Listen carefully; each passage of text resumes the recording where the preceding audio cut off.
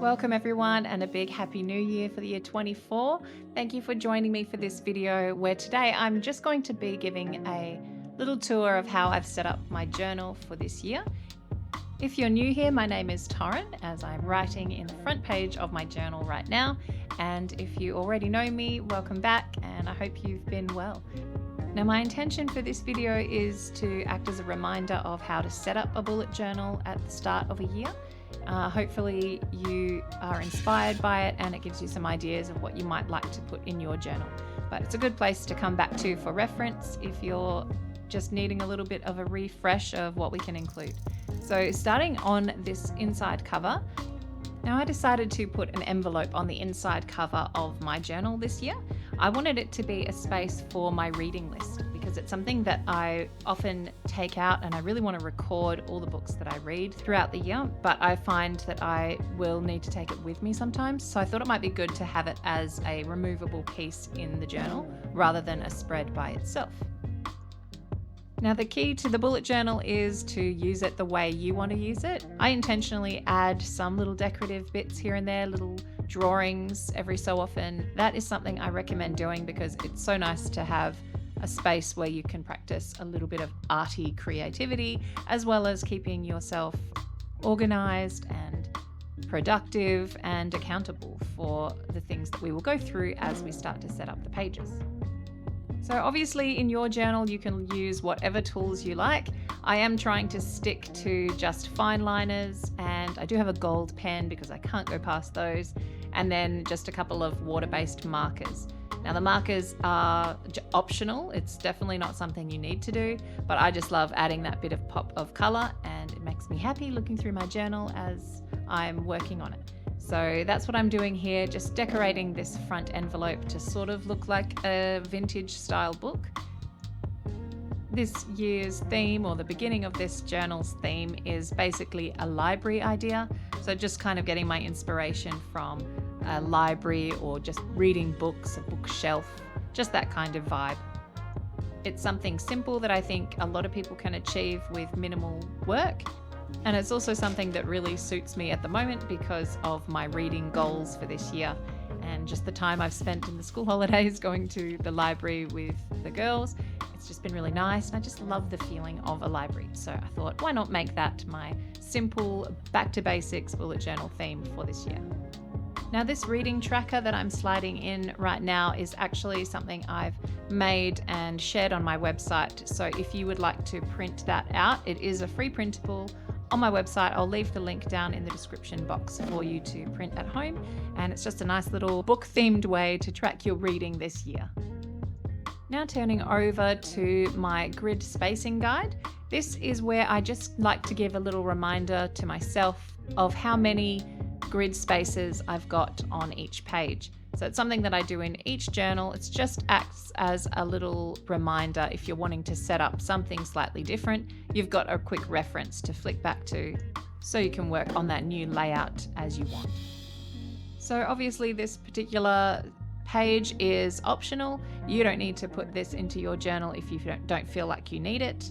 You can always personalize yours to suit your particular way of working. But as I said, I like to include this just as a refresher. Now on this same page, because I don't like wasting a full page, I'll also put the key for a reminder.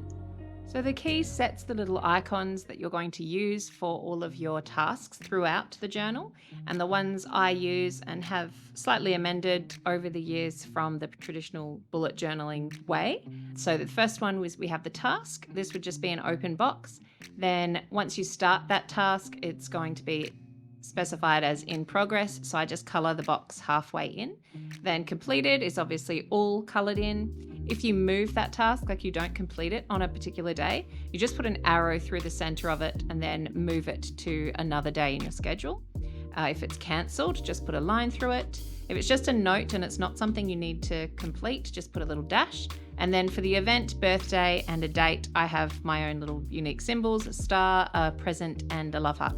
Obviously, these are all just something that I use. You might not want to put these down into your journal. It might be more of a productivity tool. But if you want to use it like I do, like a calendar, come journal, come tracker, it's good to have all of those icons there.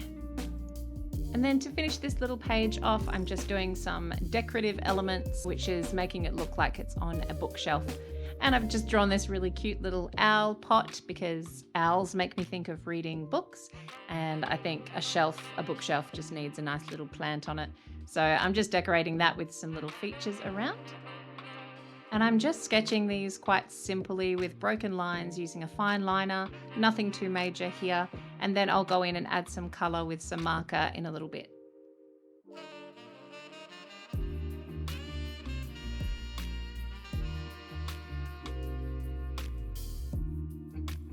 And then just a little drawing tip, I guess, if you wanted to make your illustrations look slightly less flat, just add a little bit of shading with the fine liner by using lots of tiny little strokes. And these little lines, depending on the thickness and the closeness together, will sort of differ up that shading and give it a little bit more depth. So I really love doing this with black and white fine liner drawings, and I think that's what saved these little pot plants from looking too flat. Just that line, just a little hatching really makes a difference.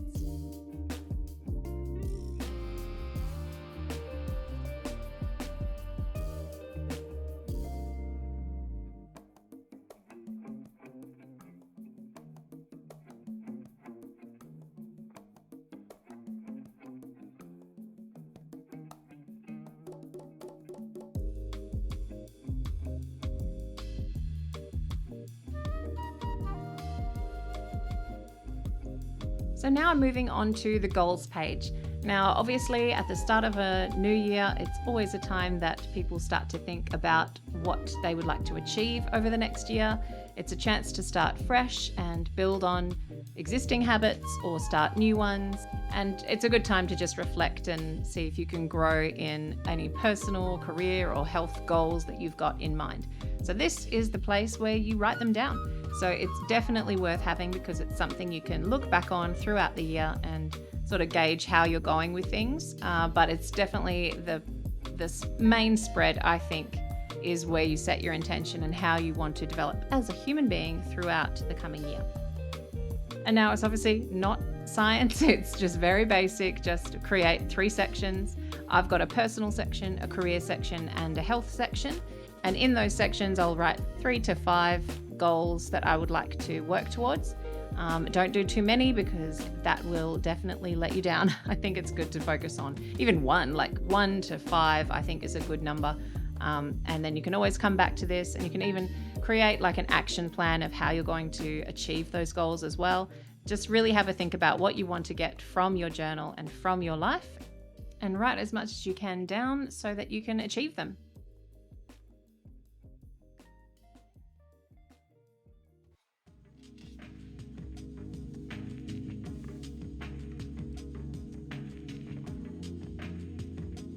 This next spread is one for the annual calendar. Now, lots of people call this a year at a glance because that's exactly what it is. It's something that you can quickly look at to check the days of the week or particular birthdays, special occasions that you can write down. And now this one I've actually just prepared earlier on the computer and printed it out, sliced it up and stuck it in, just because I didn't feel like writing all the days this time. I normally would, but yeah, this time I just wanted to get something down quickly. But then of course, because it did look very bland to me, I had to jazz it up with a little bit of colour. So this is a good way, if you didn't feel like writing at all, just print some out and then just colour a bit in with marker just to add some colour. And some gold pen, of course, always helps. And I'm just highlighting the months, and then on the spaces beneath that I've made in the lines, that's where I'm going to put birthdays that are in that particular month so that I know what's coming up.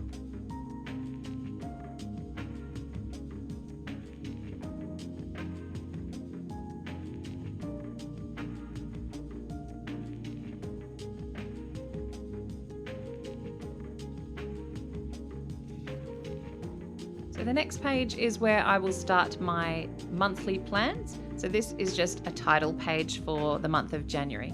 So this is something that you may not need to put in your journal. It depends on how arty or creative you want to go with your spreads. But this one, as I said, is kind of like a book theme. So I just tried to do sort of a vintage looking cover page of a book.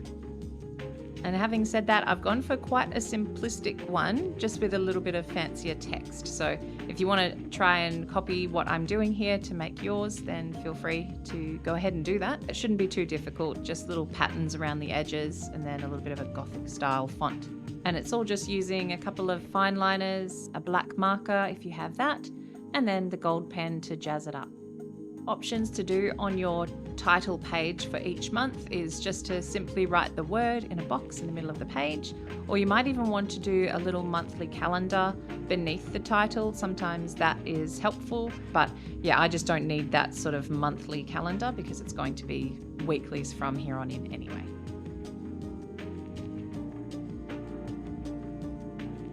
This next part that I'm going to show you is me working on a digital mandala mood tracker.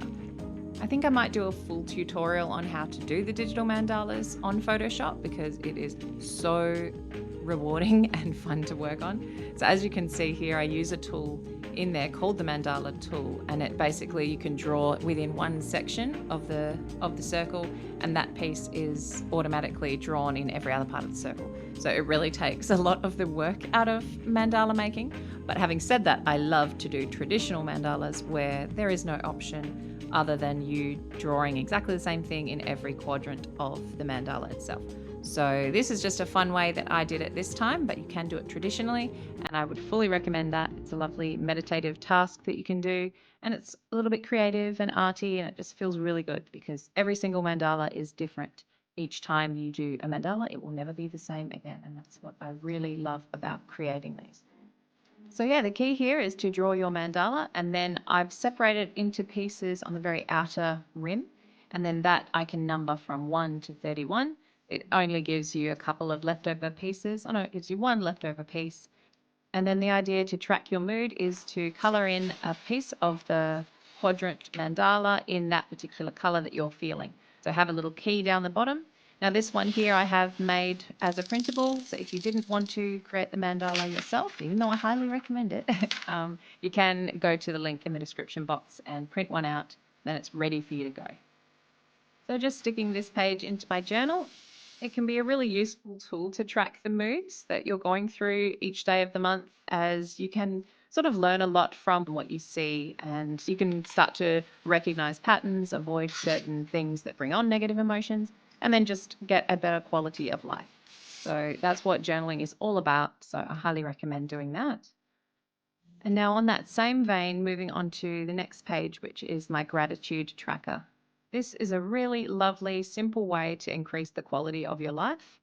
It's just about recognizing the small, good things in your days that you appreciate and writing them down. Very basic to do, but the benefits, as a lot of studies have shown, is just immense with how you feel and how you can appreciate so much more by just reflecting and writing things down that you're grateful for.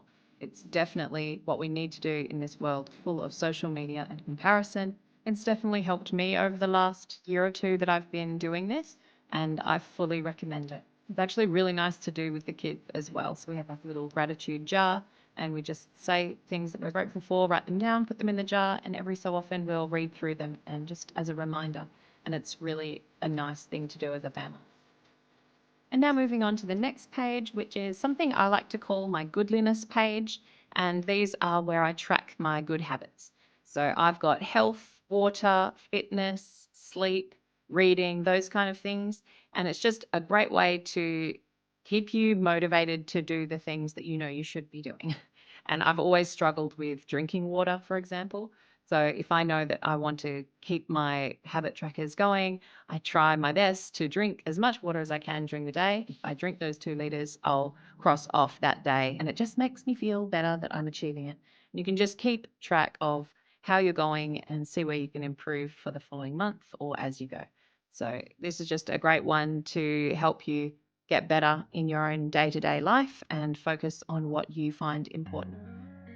And as far as laying this one out goes, there's many ways you can create habit trackers for yourself. I personally prefer this way. In most of them, I'm just leaving the shape open so that I don't have to write 1 to 31 all the way through, because you've got it on that first one anyway. So this is just a different way you can do it. I do have plenty of other options throughout my other videos, or you'll find them online wherever you search for habit trackers and see which one works for you. And now we're moving on to the final and really the main piece of bullet journaling, and that is our weekly spreads. Now there's many different ways to lay out weekly pages, and it is all dependent on how you use your journal and what you want from it. You might want something that has more space for you to actually journal about each day, like a little reflection, a little gratitude. I'm not sure how you want to use it, but I use mine mainly for tasks. So I want to have the full double spread to a full week, and I just want to have my tasks written down, and then I can go back to that key and cross them off as I go. This first layout also has a weekly focus, a little mini calendar to show you what week you are on, and a notes section. So this sort of is a mixed bag of everything in the one spread. This next weekly layout option is more heavily focused on just day to day. And then we've also got one quadrant left over, so that becomes your notes section. So a very simple layout with just a few lines down the center to grid out your page, and then you're free to write as you wish in those areas. This next weekly layout is just a different format. Instead of taking it in blocks, we're doing it in strips. So Monday to Wednesday go down the page instead. I'm also keeping them very simple. These ones I'm not even writing Monday, Tuesday on them. I'm just doing the initial and the date. Also trying to keep them really simple with what I'm using. So it's just a fine liner, a brush pen, and then I'm using a light grey marker to add a little bit of a shadow around each of the days. And then this last weekly layout option is something I've been doing in my journal for a very long time, and that's the Dutch door weeklies. So it gives you a space at the top where you can write something that's going to last all month, and then you've got the turning pages beneath where you can fit exactly 3 vertical boxes that split equally into the 7 days. I find that Saturdays, Sundays don't need as much space for me personally, so that's why I always split them in half. It just gives you a really good basic monthly setup because it almost acts as a divider in your journal as well, so you will automatically flick to it because you've got that gap at the top there. So it's a nice practical way of getting your full month in this weekly sort of spread section. And also some people might like to track their daily trackers on this same page. I think that would be a really convenient way of doing it if you didn't want to go to the lengths of setting up a full habit tracker page. So now taking a look back through what we set up today, I hope these pages have helped you understand a little bit more about how to journal yourself. Don't forget, if you wanted any of those printables throughout, to just check the links in the description box for those. They might help you get started, and if not, I hope that you attempt a Mandala mood tracker or a gratitude journal. I guarantee you'll feel really good for it. And I wish you all the best for 2024 and for all your creative or journaling adventures that you go on this year. I'll see you again soon, and thank you so much for watching. Bye bye.